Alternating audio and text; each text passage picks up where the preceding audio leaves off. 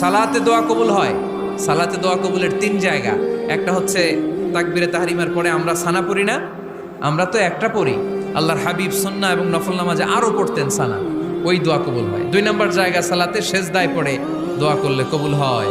আকরাবু মা ইয়াকুনুল আবদু মির রাব্বিহি ওয়া হুয়া সাজিদ ফাকসিরু ফীহি দুআ।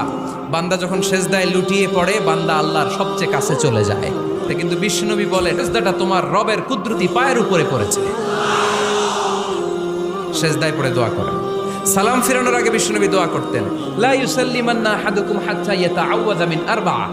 আল্লাহর হাবিব বললেন, 4 জিনিস থেকে পানাহ না আছে আমার কোন উম্মত যেন সালাম না ফিরায়। তারা যেন পড়ে, আল্লাহুম্মা ইন্নী আউযু বিকা মিন আযাবিল কবর, আউযু বিকা মিন আযাবি জাহান্নাম, আউযু বিকা মিন ফিতনাতিল মাহইয়া ওয়াল মামাত, আউযু বিকা মিন ফিতনাতিল মাসিহিদ দাজ্জাল। আল্লাহ কবরের আযাব থেকে বাঁচাও, আল্লাহ জাহান্নামের আগুন থেকে বাঁচাও, আল্লাহ জীবন